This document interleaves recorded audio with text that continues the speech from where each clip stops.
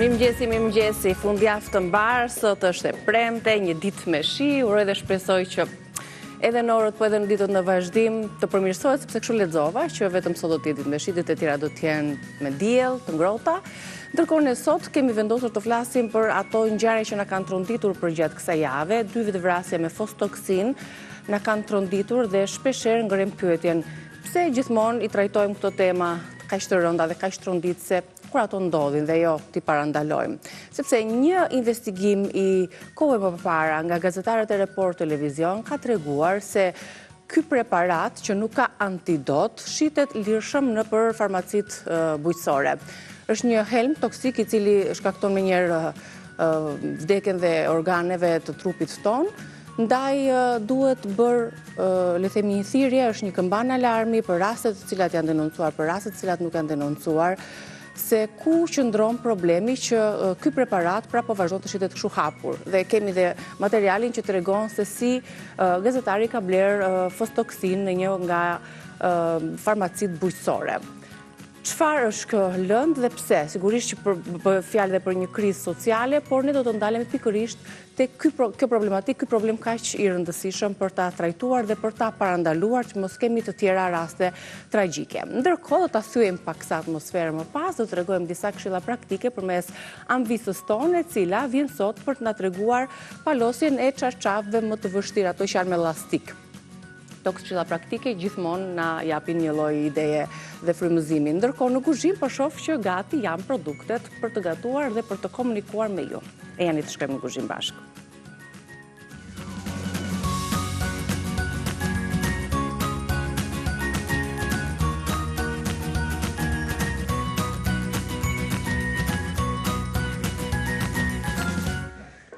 Je gati?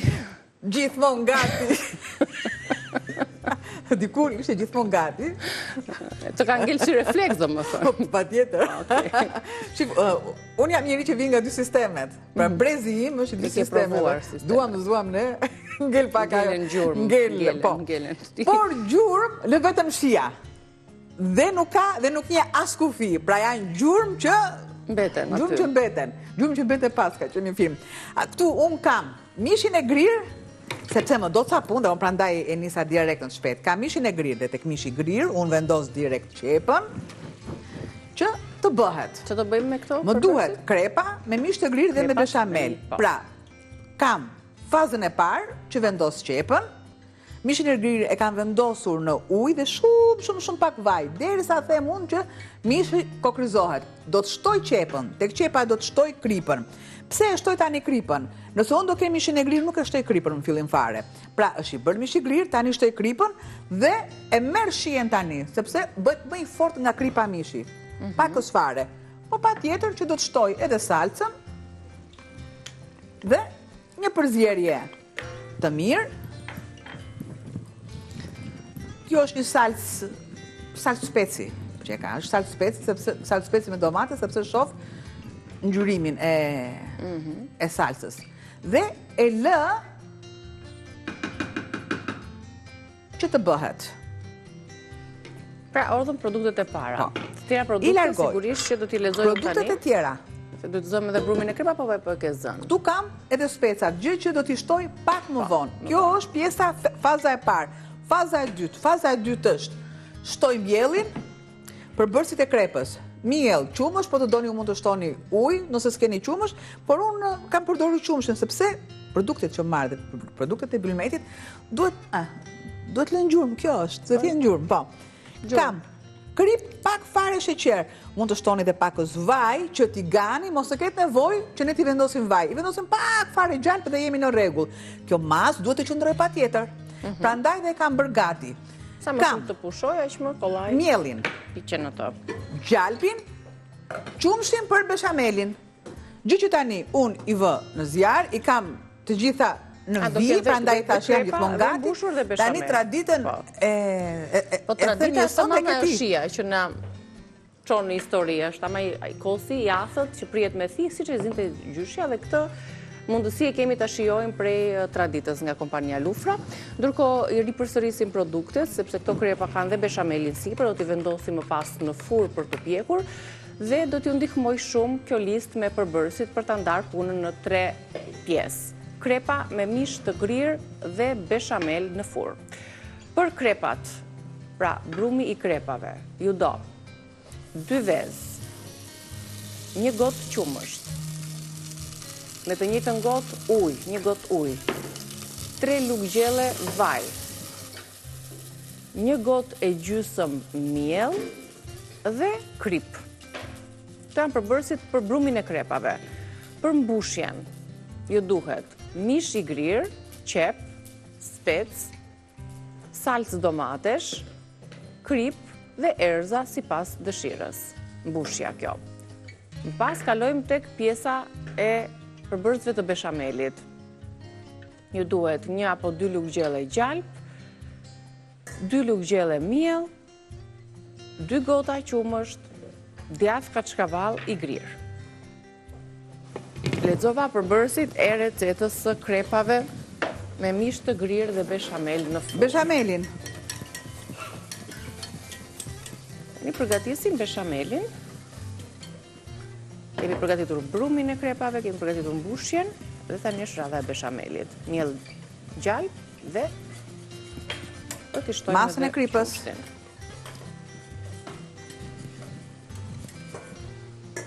Ndërkohë, shifeni këtu. Ja, që bëhet të nga fronti tjetër. Ku jam? Këtu jam? Po. Ka shtuar majan, është aktivizuar. Kjo për të përgatitur se jemi në fundjavë. Dhe në fundjavë, çfarë konsumojmë dhe çfarë gatuajmë? Petulla. Do t'i sjellim pas krepave, petulla për fundjavë. Pra Kjo beshamelin. dhe specat aty? Kam specat.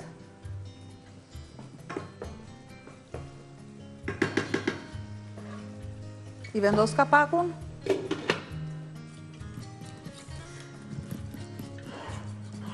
Dhe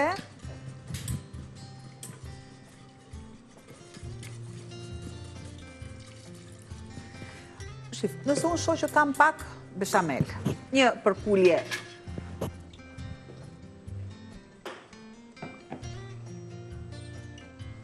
Por ne bëjmë aq krepa sa beshamel Ja. kemi, kështu që në Ja. rregull na shkon. Apo thua në kushtet kur na duhen të dyja bashkë. I shtojmë edhe sasin tjetër të ujit apo të qumështit. Vendos edhe pak ose ujë, gjysmë nga që qumësh, gjysmë do ujë. t'i kaloj në këtë krah. Vendos ujë që të vendos edhe 1 vezë që ta kem mos të trashet fare. Nuk shtoj as armoskat, as piper, as gjë. Do ta bëj pak të lëngshme. Përse do ta bëj të lëngshme? Sepse dua të merrem me brumin e petullave. Do t'i lë. Sa të filloj ajo të trashet. Në qetësinë e tyre. Dhe normalisht 1 vezë mund të shtoni në të kundërt. Jo, po vëllai, përderisa ju keni ko vital në tryez. Po shtojeni po çfarë? Shtojeni. Njëse jep, edhe shije e plotson. Jep shije, është e mondafsh, kur të punosh e ka difend, ajo është për ime e ka difend. Diku ne, për të pasur 1 vezë, tigani, që ishin 3 vezë, dhe nëse do ishe 4 kalamoj, do bëheshin 3 vezë, nëse do bëheshin të skuqura i shtoje pak miell, pra nëna tona kanë qenë nëna legjendare, heroina. E lë, kaq. Dhe i heshi gjitha këto dhe filloj me brumin. Me brumin e petullave. Brumin e petullave, ndërkohë krepat, kemi një tigan që të fillojmë t'i pjekim. Thash, t'i lëm pak. Okej, që të pushoj. Që të pushojmë. I lëm aty më njanë. Edhe. Dhe ndërkohë po të afroj përbërësit e petullave. Ndërkohë edhe ambisave, ja u japim pa tjetër recetën të shkruar. Se si do t'i përgatisim petullat për sot, se kemi sillet variante të ndryshme, me apo pa maja, herë me kos me sod, sot e kemi ndryshe formulën. Pra, këtu kam maja të butë. Kam majan e butë, kam pak sheqer, ujë të vakët, normalisht kam, dhe në këtë masë unë kam 3 lugë gjelle miell. Do t'a shtoj direkt. Kjo është si themi ne ai tharmi që përgatitet më pas për të zënë brumin e petullave, që do të përdorim 1 gotë qumësht të vakët, 1 lugë gjelle vaj, 3 gota miell, 1 lugë çaj sheqer, 1 lugë çaj krip, maja buke e butë dhe vaj për skuqe.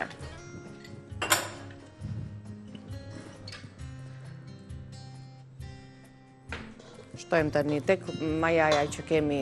Shtojmë gjithë masën e miellit. Pra kemi aktivizuar majan dhe kemi lënë të qëndroj. I vakët fare sepse unë e kam pasur në ambient. Shtojmë masën e qumshtit.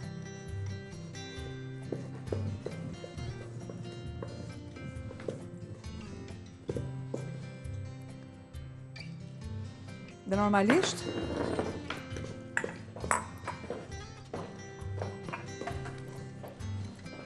e punoj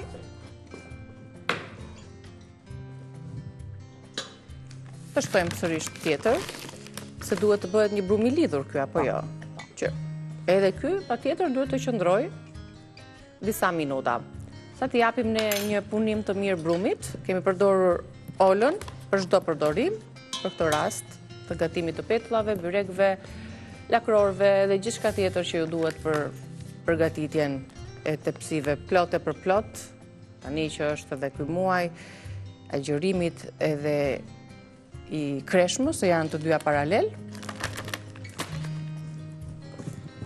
Ju të kemi patjetër ide dhe mënyra për t'i mbushur tryezat tona. E Dhe punojmë për t'i respektuar mirë. të muaj. Përse e bëra në mes të gatimit të lash pushim, sepse duhet të vi. Po du ta lëm të fushoj dhe do t'i Kur është brumi Pushim. gati? Brumi gati është kur fillon dhe pastron enën që unë po bëj brumin. pra i nuk ngjit, po thjesht punohet dhe e lëm të pushoj. Ja. Ndërkohë, ky proces do të vazhdojë edhe disa minuta, sa do të kthehemi neve pas mesazhit promocional. Kështu që bëjmë shkëputjen e parë dhe rikthehemi përsëri në kuzhinë.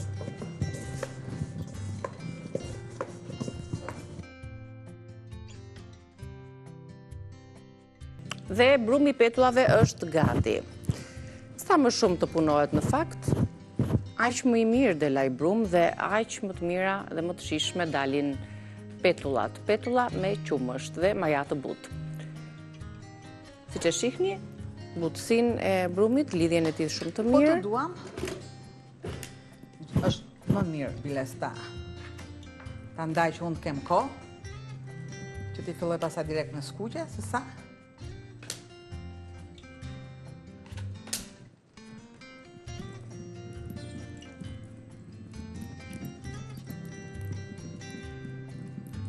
Pra japim format që ti kemi gati. Ato do të vinë përsëri, do të aktivizohet edhe një herë majaja, aq më tepër në ngrohtësinë e ambientit. Prandaj e bëra direkt, sepse e shoh që nuk është edhe aq ngrohtë dhe brumi është pak sa i fortë. Kështu, kulaçka, do t'i skuqim pastaj në Po, vaj për skuqje. dhe- Dhe sigurisht Na do të vash, kemi na vash. mundësisht do t'i Burgona ime konsumojmë. vjen në këtë krasë ka ato kështu. Bëjmë to krepat ndërkohë që bën Ai specialiteti yt ai i hedhjes. brumçet. Te nuk i hedhot ashtu. Po asun mia e sun, po që ka qelluar njëre dhe më ka dal nami Po mua. të shi, më mirë nami se sa syrë. Do t'i vendos këto. Ja, një sekond, të t'i heqë të gjitha. Opa. Që ti mos të kesh asgjë aty. Fillimisht do të jetë pak vaj, pastaj ashtu pa vaj fare. Opa. Edhe pjesën Ngrohet tjetër. një herë. E lë këtu. Dhe që të kemë edhe fushpamjen këtu.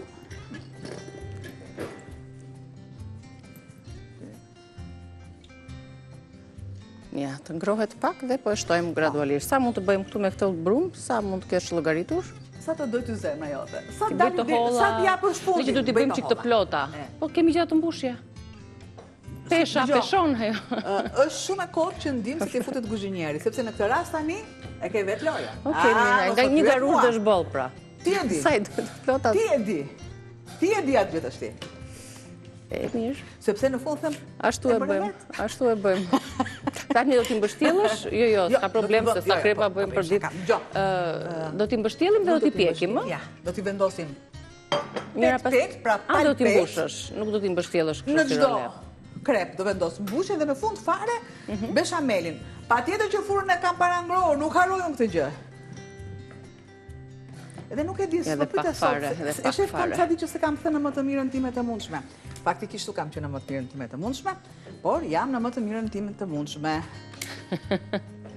Po ndryshon gjendja e kujtdo. Ne kemi pak më të vështirë për ta fshehur. Filloj të zbutet brumi. 1, 2, 3. Ja.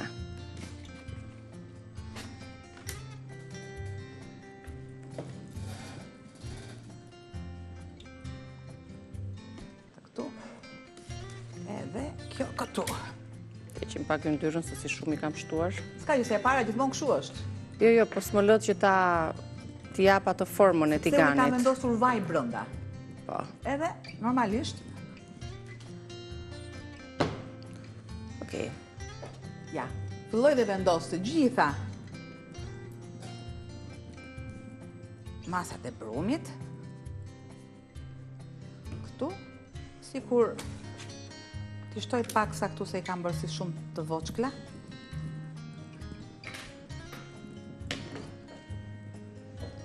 Dhe o t'i mbulojmë, besoj, dhe t'i skuqim në pjesën tjetër ne. Kemi atë hapësirën tonë të pushimit dhe aktivizohet më tepër majaja, brumi. I ke bërë të barabarta, 7-8. Sa kam bajtë me hatër, po? Nga 2 për person, vetëm 4 i bie të konsumojnë sot, apo pojnë lam nga njët, shofi, me djath, me mjalt, me reçel kemi, marmalat kemi aty në frigorifer, të gjitha. 2 unë, 2 ti dhe të tjerë janë për të gjithë. Po përsa keni mjeli Ka dhe krepa, kemi dhe gatim tjetër më pas, kështu që bëjmë një përmbledhje tani të përbërësve dhe njerë për ja rikujtojmë recetën e plot, sa të filloj dhe skuqet krepa jon, të krepave të mbushura pikërisht me mish të grirë, me qep, me speca. Kështu t'japësh formën, në? Po. Okej. Kanë dhe më tepër pamje. Po duam pastaj, ka më mënyra të ndryshme për t'i dekoruar.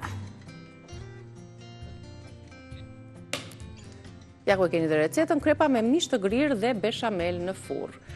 Për brumin e krepave, 2 vezë, 1 gotë qumësht, 1 gotë ujë, vaj, gjithashtu, miell 1 gotë e gjysmë, krip. Për mbushjen, mish të grirë, qep, spec të kuq, salcë domatesh, krip, dhe erza si pas dëshirës dhe beshameli me gjalp, miell, qumësh dhe djath kaçkavall të grirë. Opa! Ajde! Gati e para. Bëjmë të dytën. Se ta kthej dhe njerën tani. Bëjmë të dytën.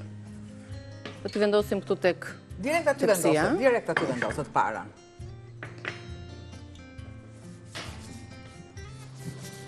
Unë këtë në maksimum e kam hapur, po avash. Se ato do kalojnë dhe në furrë, kështu që nuk është e nevojshme të piqen shumë në tigan.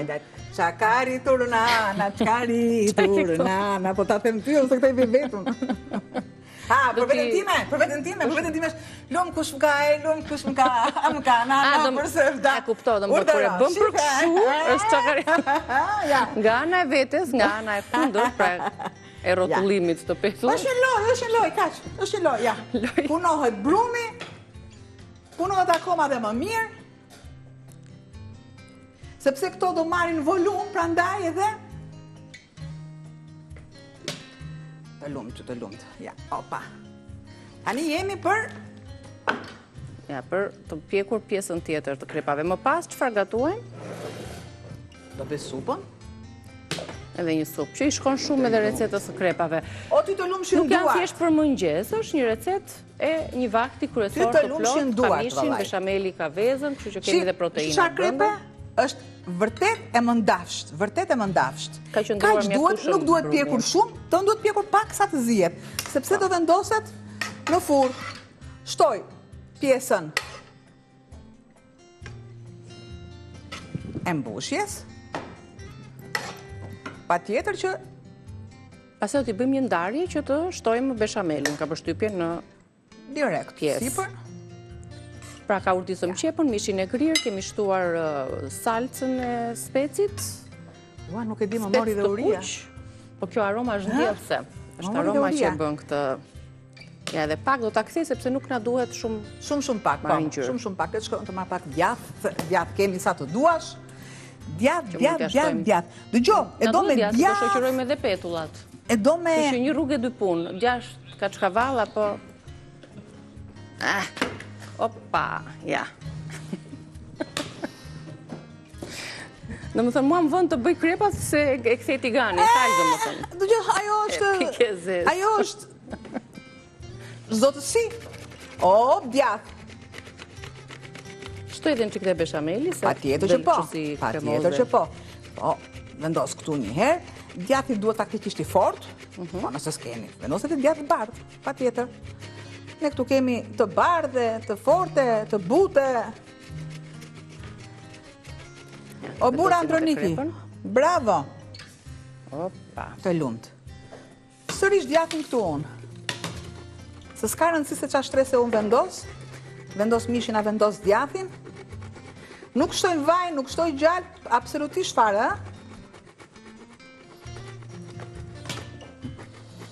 Sa kemi bërë atë 2?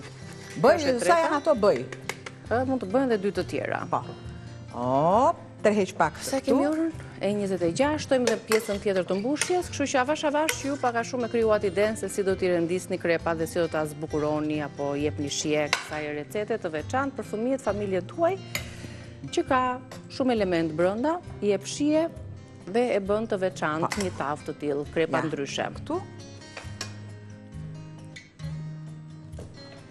Sheta, kthej këtë tjetrën unë dhe e mbyllim, pastaj kalojmë publicitet. Ja ku kam dhe beshamelin, shtoj dhe një pjesë djathi te beshameli. Ma vete.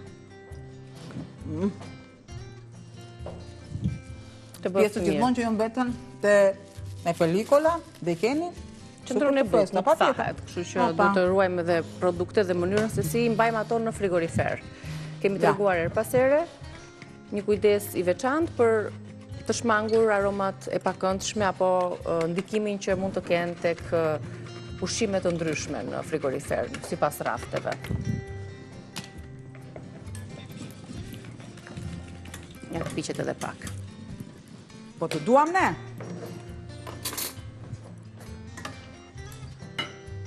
Mirë. E bën pak më kremoze, nuk e lë të jetë shumë e thatë. Më e pasur me shije. Prit, unë e kam me 2 herë tani, se me një herë nuk theta. Kur e ke doppio 6, e ke me 2 herë. Mirë do ishte, po si e shefa kuzhine. Ashtu duhet, a që bu duhet këtu. Po. Ja, sa të se është brunë fare.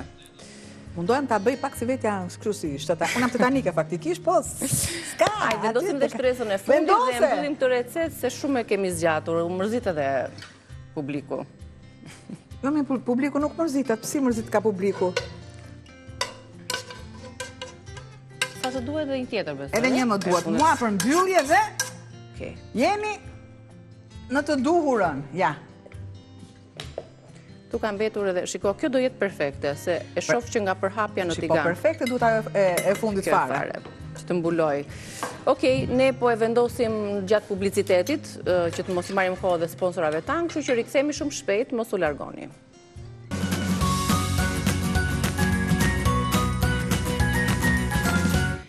Mirë se erdhët në pjesën e fundit të përgatitjes së recetave për ditën e sotme në Rrezë Dielli, po përgatisim recetën e dytë që është janë petullat, edhe kanë dalë shumë të mira, siç mund të shihni të skuqurat, çik më këtej.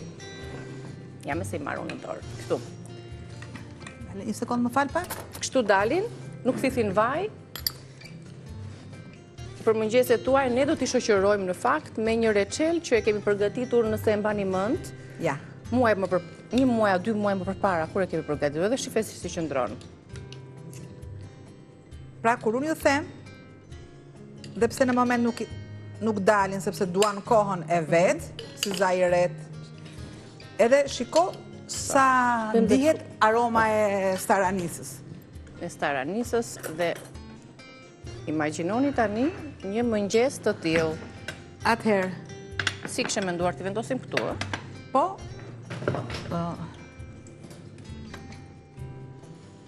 Super.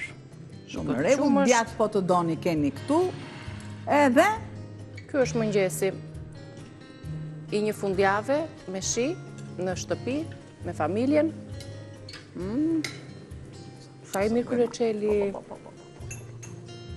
I si më thonë, Niki mban dietë, Niki është kështu. O, zotë, më ha më shumë se unë, po unë dukëm.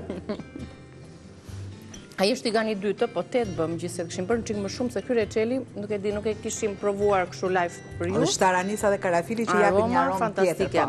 Në për çdo lloj reçeli atë yllin e bukur me aromë të këndshme dhe pak gozhë të karafili dhe japin reçelit aromë fantastike. Ne këtë e kishim me çfarë e kishim të reçelin? Se nga gjithë vetëm taranisën aromën e saj. Një sekond çfarë është, se është aroma është fikur. Okej. Mirë, tani kalojmë tek receta e supës. Tani mua më vjen keq, po do t'i kaloj këtë se dije që ndërpritet edhe. Po. Filloj tek supa, vendos direkt. Sa të mira. Qepën. Tek qepa kemi një supë me miell orizi. E kam prerë qepën. E që vetëm të pjesën këtu të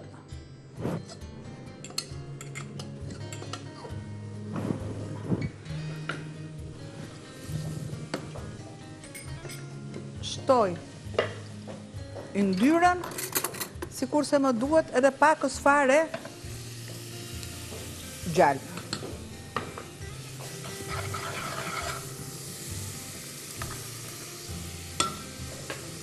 Mirë, sa të karudisët ajo, unë do të lexoj pak recetën tani, se t'je nisë supën për ta përgatitur.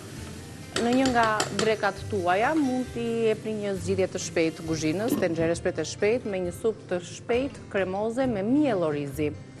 Ju duhet 4 lugë gjelle miell orizi, 2 lugë gjalp, 2 qep, 300 gram mish, 2 të verdha veze, 150 ml qumësht, 1 lugë gjelle gjalp, majdanozi freskët, kri, par moskat, pastaj për ta servirur bukë të thekur ose 2 lugë gjelle orizi zier më vete. Për ta bërë kështu si më organike bashkë me miellin e orizit. Po përpara këtyre petullave me thënë drejtën, kjo supa nuk më fare në sy Albana. Dreq me thënë, si tha. Erdha! Direkt!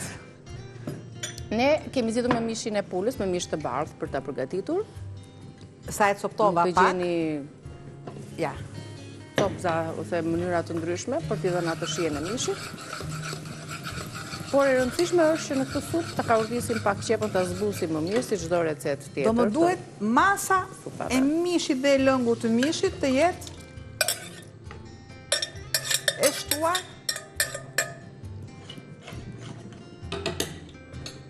I vendos sërish kapakun.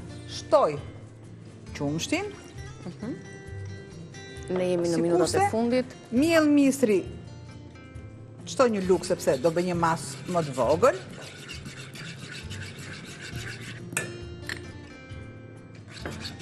Dhe që e shton gjatë zjerjes. Do të shtoj mishit. Armyshk. Edhe një kokër vezë. Pakës fare. Piper i largojmë.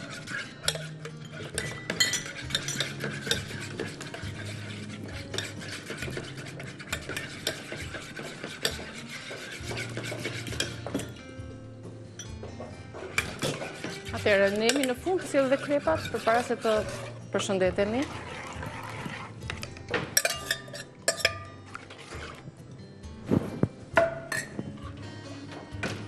Sigurisht nuk po e sjell të përfunduar.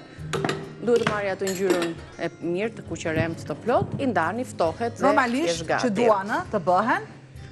Ne ta vazhdojmë procesin, ndërkohë kuzhina jonë është e hapur deri para se t'i konsumojmë, të bëft mirë vazhdo me petull. Reçel, djath, qumësht, një fundjavë të bukur, ndërkohë shihemi pas pak së bashku, të lumshin duart. Lumshin duart, po. Të hënën jemi live me recetat të tjera.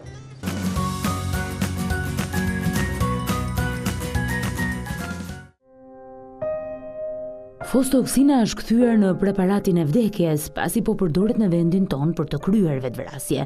Dy ngjarje që përsërisin njëra tjetrën kanë ndodhur vetëm brenda një jave. Në 17 shkurt, një 23 vjeçare nga Sukthi i dha fund jetës pasi konsumoi fostoksin. E reja edhe pse u transportua në spital nuk arriti dot të mbijetonte.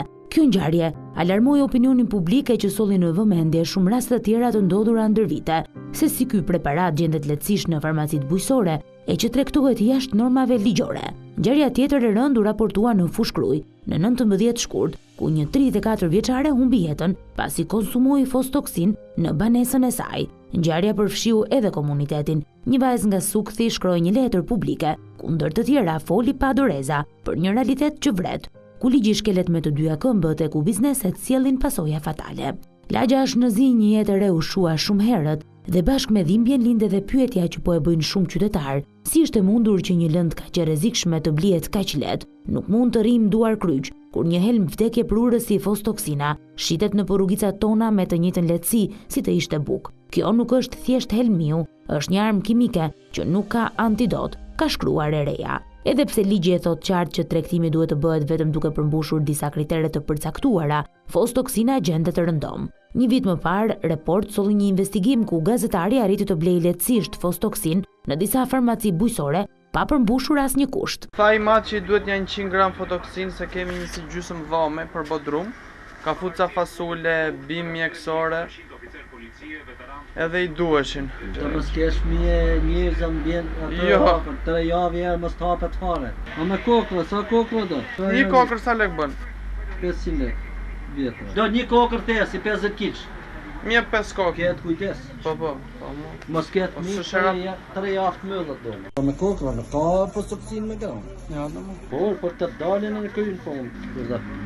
E risollëm në vëmendje pasi duket se situata nuk ka ndryshuar. Fostoksina vazhdon të vrasë të rinj që preken nga depresioni, moshat e mesme të cilat përballen me probleme në marrëdhëniet familjare dhe me mungesën e përmbushjes së nevojave, por edhe të moshuar të vetmuar. Fatkeqësisht këta të fundit zgjedhin të ikin nga kjo botë duke përdorur fostoksinën, e cila gjendet kudo. Pa diskutim një këmban alarmi për shtetin dhe shoqërinë. E natyrisht pyetja që të gjithë bëjmë sot pas 2 rasteve të vetëm kësaj javë dhe shumë të tjerave ndoshta që nuk janë raportuar, është e thjeshtë, por me të vërtet tronditëse. Si është e mundur që një preparat i tillë pa antidot të blihet kaq lehtë, të shitet kaq paturpërisht në farmacitë bujqësore? A jemi përballë ne një dështimi të kontrollit shtetëror? Ky insert dhe ky material tregoi që po. Patjetër që fostoksina na tregon dhe një krizë shoqërore, një krizë të shëndetit mendor që edhe ky po neglizhohet, dhe pse ne reagojmë vetëm pasi tragjeditë ndodhin. Pra, a mund ta parandalojmë çfarë duhet të bëjmë? Kjo është pyetja thelbësore. Jam me Diana Toma, sekretare përgjithshme e Urdhrit të Mjekut. Mirë se erdhe, kënaqësi që jemi në Reze Dielli, dhe me Matilda Kambo, toksikologe. Mirë se erdhët. Doja ta nisem me ty, Matilda. Çfarë është fostoksina?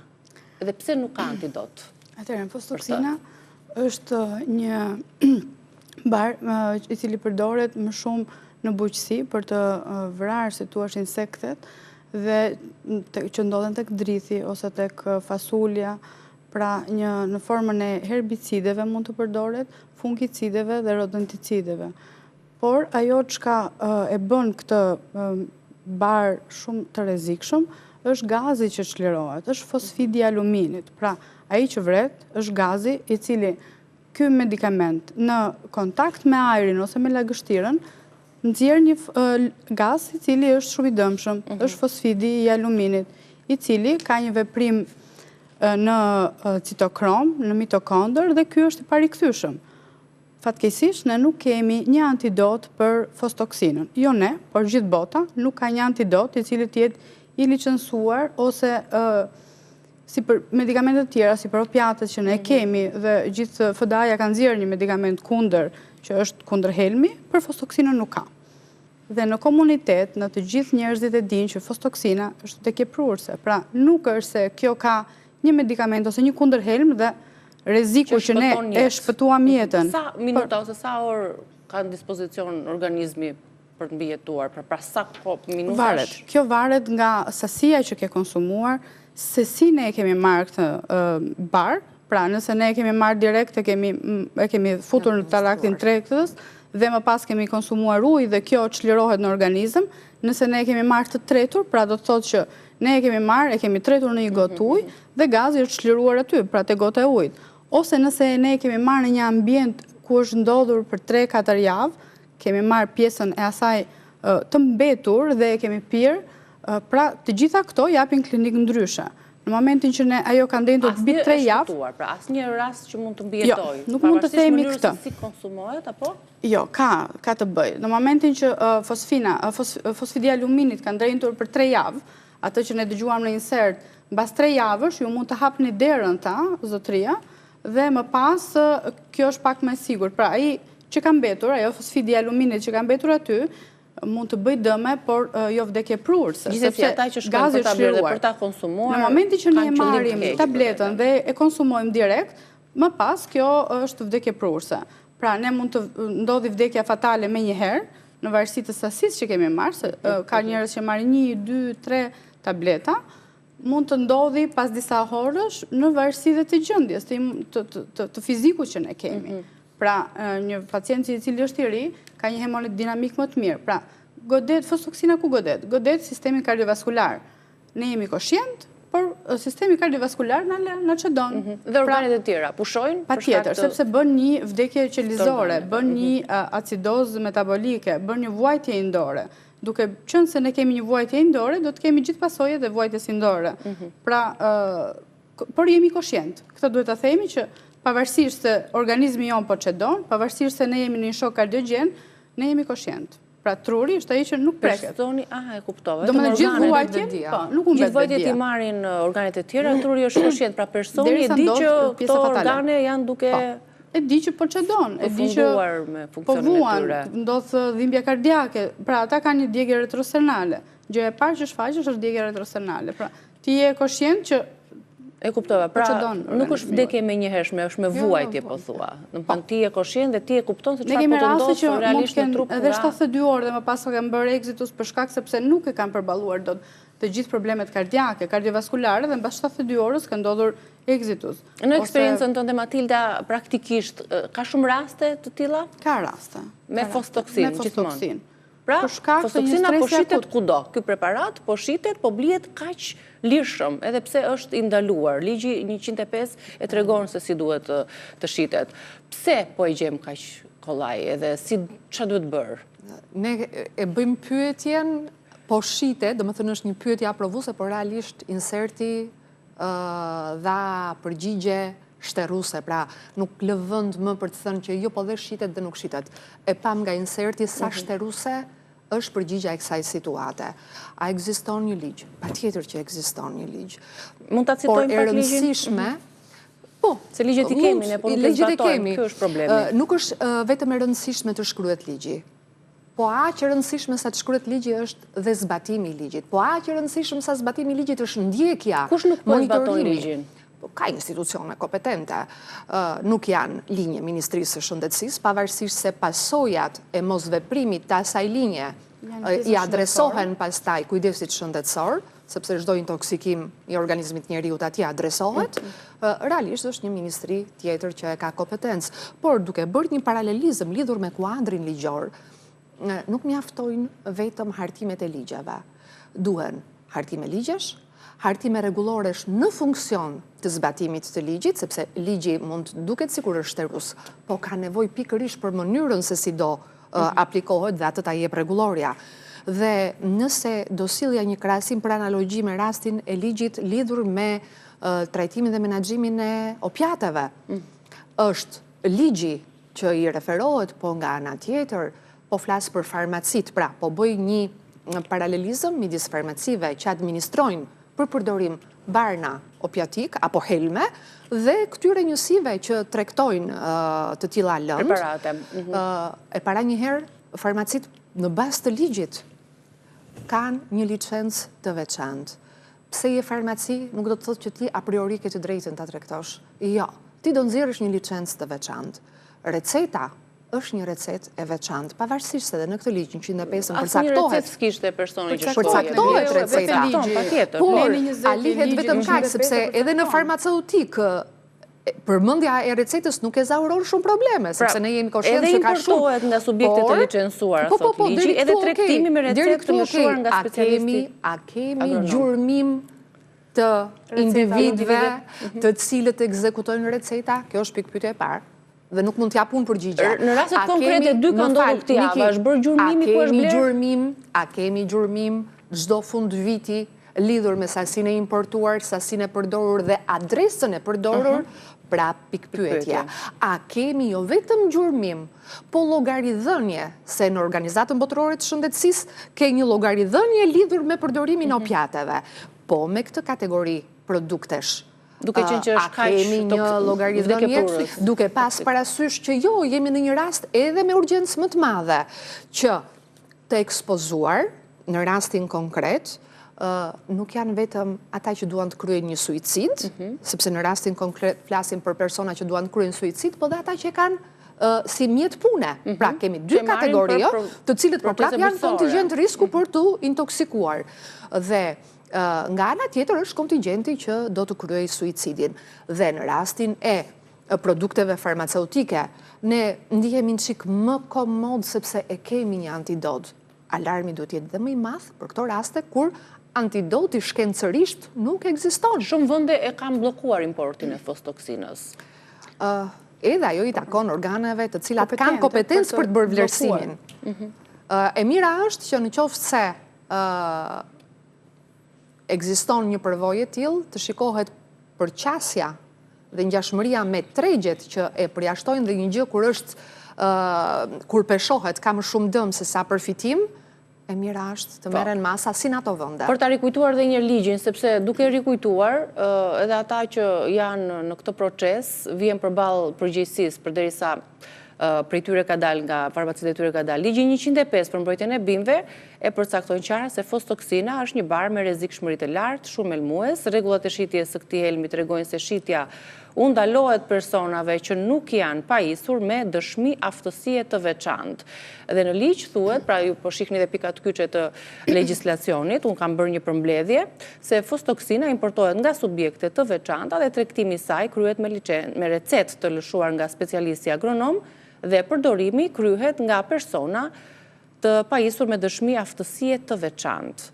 Pra, ky preparat, si që ndoqëm nga inserti, është blerë pa recetë agronomi, pa regjistër, pa kontroll. Niki, do më lësh të bëj dhe një interpretim tjetër që mora shkas nga ajo çfarë lexuat. Është përdorur termi bar dhe referuar ligjit. Ne populli e një barmiu me këto terma. Jo, është tjetër. Është tjetër, është produkt tjetër. Sepse shpesh në urgjencë vinë që pacienti ka konsumuar barmiu. Nuk është fostoksina barmiu. Është tjetër. Ose thonë që është fostoksin, ndërkohë që ka qenë barimiut. Rodenticidi që është barimiut është ndryshe. Nuk ka lidhje me. Edhe ai është rrezikshëm edhe ai? Ka antidot barimiut krahasim me Po, ka. Por prapë ekspozimi është patjetër që është një ekspozuar. Barimiut për çfarë përdoret? Ku shitet? Ndaj në farmaci bujqësore? Në farmaci bujqësore. Për të njëjtat qëllime si preparat. Patjetër, por nuk është i rrezikshëm si fostoksina. Pra në atë që ligji thotë që fostoksina duhet të shitet tek ata persona të cilët kanë licencë dhe me receta ashtu si Diana tha që duhet një recetë specifike. Pra për opiatët ne lëshojmë receta specifike dhe janë mjek specifik që e japin. Jo gjithkush. Jo të gjithë mund të japin. Jo të gjithë farmacit dhe jo çdo farmaci mund të ketë një licencë për opiatët. Sepse duhet një licencë e posaçme vetëm për opiatët. Vetëm për opiatët, sepse realisht edhe ligji e përcakton. Siç e përcakton ligji për barnat opioid, e ka të përcaktuar, se bërë fjalën mund, e ka të përcaktuar dhe për fostoksinën. Sa zbatohet, kjo është tjetër gjë. Dhe pacientët identifikohen, pra në rastin e ligjit barnave, gjurmëshmëria recetës, sepse recetat truhen, janë të specifike, nuk janë si receta kushdo, nuk mund t'japi kushdo, dihet se çfarë sasi e barë. Për çfarë humor ku shkoi? Pra ku përfundoi ky preparat? Të vazhdoi mendimin që nisa, Niki, pra ligji e përmend termin bar. Nuk ka rëndësi se ku orientohet përdorimi, pra e ke bar veterinar, e ke bar lidhur me bujqësi, apo e ke bar për përdorim njerëzor. Koncepti bar është i njëjtë se lidhet me qëllimin, pra një apo më shumë lëndë të cilat përdoren për 1, 2, 3, 4.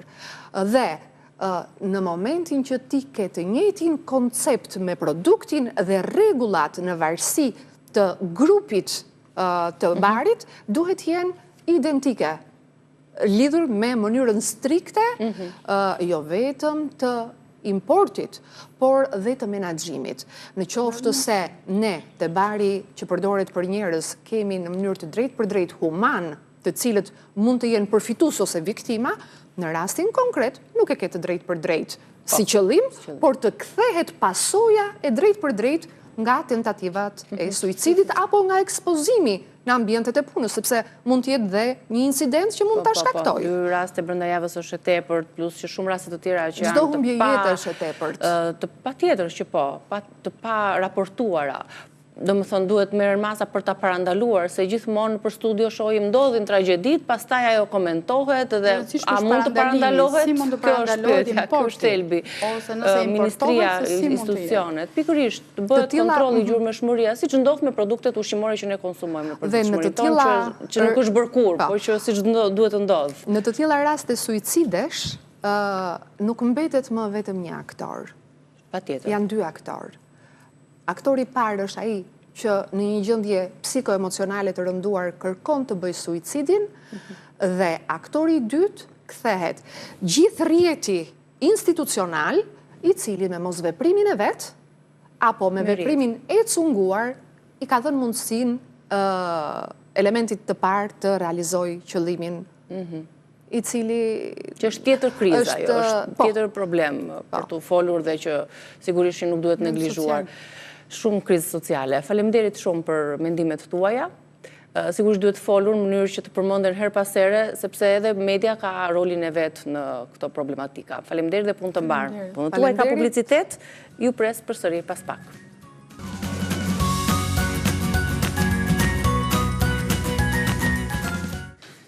Mirë se erdhët, ju përshëndesim nga Reze Dielli. Sot do të ndalim tek një nga ato gjëra që na duken në përditshmërinë tonë shumë të thjeshta, por na marrin kohë, në fakt na lodhin, bëhen ndonjëherë kështu të bezdisshme kur bëhet fjalë për palosjen e rrobave të vështira, për palosjen e çarçafëve, të mbulesave të dyshekëve me ellastik, për shembull, të cilat nuk arrin dot të palosen ashtu siç duhet në mënyrë estetike, të mos na zënë vend bataniet, këmishat, peshqirët etj. Kështu që do të marrim pak këshilla nga Laureta. Mirë se erdhe, Laureta.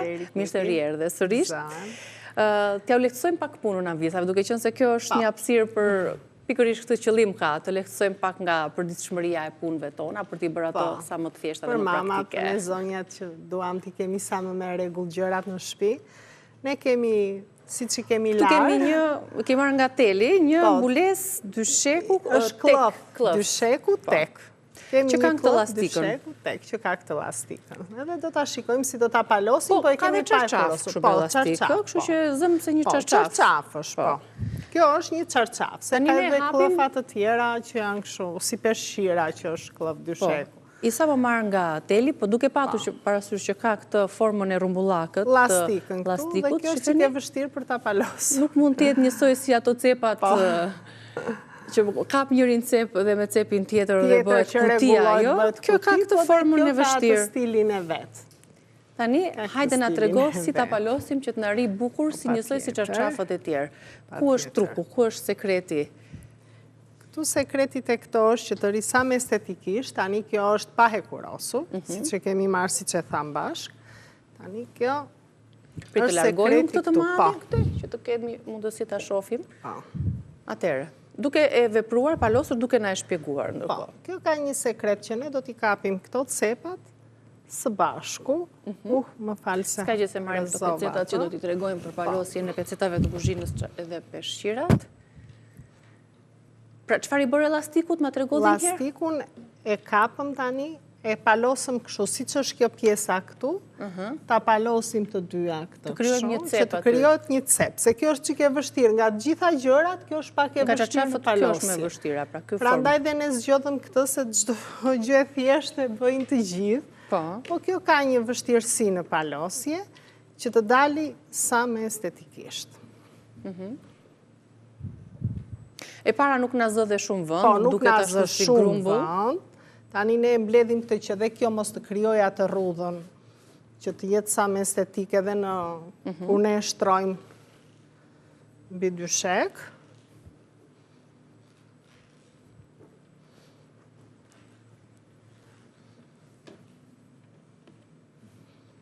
Dhe tani ne e marrim këtë dhe e palosim në këtë mënyrë. Dhe mund ta bëjmë siç e bëjmë në çarçaf. Po. Siç e bëjmë, siç palosim çarçafët që kjo të jetë sa më estetikisht dhe të jetë kuti. Sigurisht, tani po të jetë e kurosur, kjo duket akoma dhe më bukur. Edhe nuk zëvend edhe vjen siç i vendosim ne me... Se qëllimi ai është i pari. Po, kjo është e pari. Po, që mos të zëri shumë vend. Për ato që kanë hapësira të vogla. Edhe kjo është klëf jorgani dopjo. Ktu kemi një klëf, po. Jorgani është dopjo. Do ta ketë atë në anën, nga ty. Gjithmonë zgjedhim cepat, po thua, le të jetë kështu i madh se mund të jetë dopjo, super dopjo, por ne do të merremi me cepat. Jo, do ta bësh ti se i bie që avisa të jetë vetëm në shtëpi. Po të jetë një dytë. I bëjmë kohë. Atëre, ma shpjego kështu me fjalë gjatë kohës që edhe kjo tani është klëf jorgani siç edhe ne pam, dhe këtë ne duhet ta palosim që të jetë shumë estetikisht, siç palosim çarçafët. Edhe këtë. Aty mbi krevat, mbi tavolinën që qemi, që të në të hapet e gjitha. Se zakonisht ne i palosim e mbi krevatin dopjo. Si vjen ajo mënyra në shtëpi që i bëjmë ne mamat gjithmonë?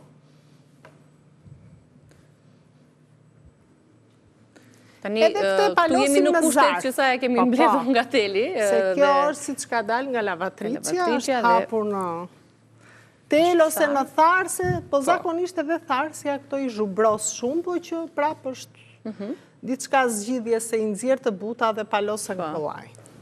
Se ti do flasim ndonjë ditë për pjesën e tharse, sa e shëndetshme është për pjesën e zakonisht tani ne këto i kemi pa hekur, se po të hekuroset kjo del shumë shumë. Del më krekur, më estetike dhe prapë dhe më pak vend, se edhe hekurja ul pak volumin, do të thënë. Doli, kuti aty, që mos t'ja humbim edhe këtë estetikën e tantelës, se është shumë e bukur. Mund temi që këto çarçafët është puna më e lodhshme në gjatë mbledhjes së rrobave, se volumi madhësia... Për shumë këto i bëjmë... I palos në 2, në 4... Në 3 dhe i hekuros. Qa janë çarçaf gjërë? Jo njëshe, se janë shumë të lodhshme dhe janë pothuajse të përjavshme, se njëherë në javë do të ndrohen. Tani këte palosa si me mënyrën time, po që del shumë këndshëm dhe nuk zën vend. E vendosim edhe tjetrën. E vendosim edhe tjetrën, ose e vendosim edhe kështu, si që kam palosur unë, që mos na zën vend, në përraftet tona, si që kemi ku vëm çarçafët, vete çarçafët, në vete peshqirat, si çdo në shtëpi, me mënyrën e saj. Ja krijuam një ide, pra i palosim ato ansoret e çarçafit me elastik. Çarçafit që mos të duken, për shembull. Mos e palosim një në mes, siç ndodh me çarçafët katror, por do hapim cepat. Edhe kur e hapim, që e hapim mbi krevat, kjo duket shumë estetik, ka marrë atë formën e hekurit ose të palosjes, e duket shumë. E hapim kështu në mezin e krevatit dhe pastaj hapim ansoret.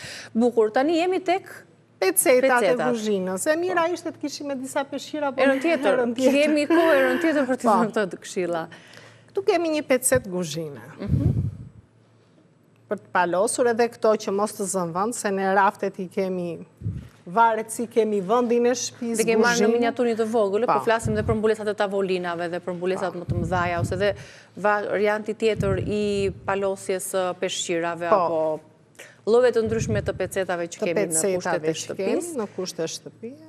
Dhe organizimi i dollapëve tani që vjen edhe pranvera është një nga këtë pecetën për shumë mund ta bëjmë edhe kështu, mund ta bëjmë edhe trekëndsh. Varet si ta kemi ne, më për kollaj. Shumë mund këto që janë kështu i bëj trekëndsh. Po. I vë dhe trekëndsh në kuzhinë. Ndërsa një pecet pambuk, si që është kjo, e bëj edhe 4 orë. E zëm se ai do ishte peshqir. Kam parë disa anvisa që i mbledhin dhe i vendosin kështu, si në për hotele apo... Po, shumë e bukur është edhe kjo, për shembull, po kjo të zë shumë vend, është për një që ka gardarob, që ka mundësi më shumë vend në shtëpi dhe palos e rregullon kështu. Është dhe kjo pjesa tjetër, për shembull që kemi peshqirin, e marrim peshqirin e palosim, e bëjmë në mes dhe bëjmë kështu. Dhe tani peshqirit do t'ja bëjmë anët të dyja kështu. Të barabarta. Të barabarta. Këtu. Tani e bëjmë kështu peshqirin edhe...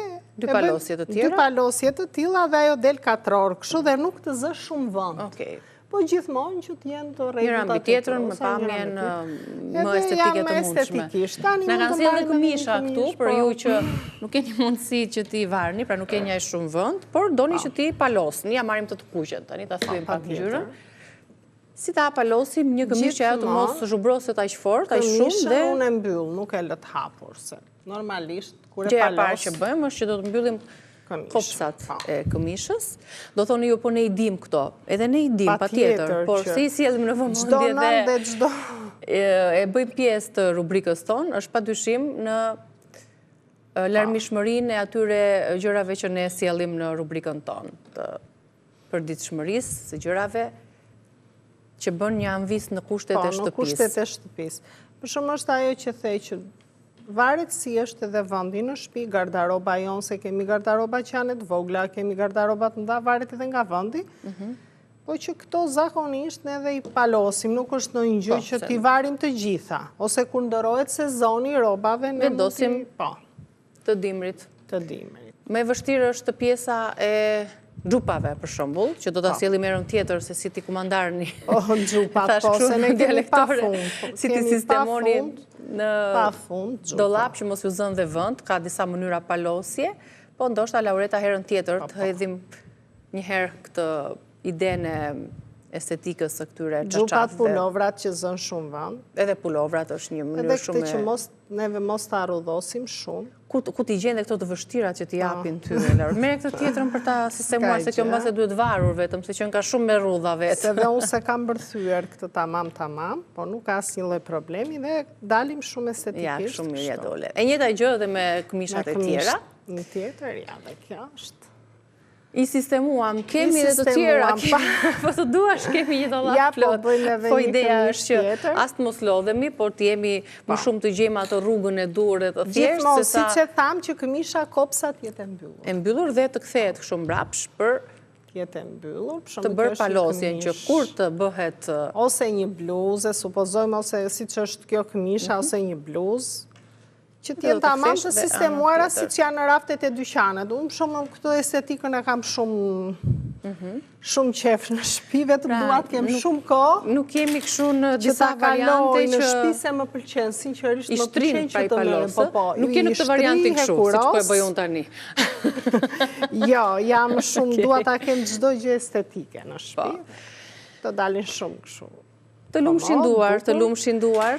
Kaq për sot me Lauretën, shihemi herën tjetër me të tjera këshilla praktike, me këshilla të vogla. Praktike për ne mamat në shtëpi. Për ne anvisat, sigurisht. Unë të mbarë, faleminderit, mirupafshim, shihemi nesër bashkë. Mirupafshim.